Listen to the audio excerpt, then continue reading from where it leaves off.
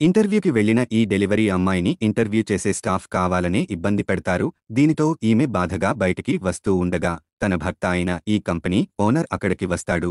అప్పుడు ఈ కుర్రాడు తన భార్యను చూడగానే కంగారుపడి తను సీఈఓ అని చెప్పకుండా తన పక్కన ఉన్న అసిస్టెంట్ను బాస్ అని పిలుస్తాడు. బాస్ అలా అనేసరికి అసిస్టెంట్ షాక్ అవుతాడు. అలాగే బాస్ చెప్పినట్లు తనే బాస్ అని చెప్తాడు. అప్పుడు ఈ కుర్రాడు ఇంటర్వ్యూ సిబ్బంది తప్పుగా ప్రవర్తించారు కాబట్టి బాస్ ఊరుకోడు అని చెప్తాడు. అప్పుడు వెంటనే బాస్ గా యాక్ట్ చేస్తున్న ఈ అసిస్టెంట్ వాళ్ళందరినీ సస్పెండ్ చేసి ఈ అమ్మాయిని ఉద్యోగంలో జాయిన్ అవమని చెప్తాడు. ఆ తర్వాత ఈ కుర్రాడు తన భార్యతో నేను ఈ కంపెనీలో బాస్ కి పర్సనల్ డ్రైవర్ గా పనిచేస్తున్నా అని అబద్ధం చెప్తాడు. అప్పుడు ఈ అమ్మాయి నువ్వు కూడా నాతో నా ఇంట్లో ఉండొచ్చు కదా, నీకు అద్దె ఖర్చు తగ్గుతుందని అంటుంది. కానీ ఈ కుర్రాడు అబ్బే పర్లేదు అని అంటాడు. అయితే ఆ రోజు రాత్రి ఈ కుర్రాడు తన భార్య ఇంటి ముందు లగేజీతో వెళ్లి నించుంటాడు. ఎందుకంటే ఈ కుర్రాడి తాత నీకు పెళ్లి అయినా సరే ఎందుకు ఆమెతో ఉండట్లేదు అని కావాలనే ఇంట్లో నుండి బయటకి గెంటేస్తాడు. అలాగే ఆమెతో కలిసి ఉండమని చెప్తాడు.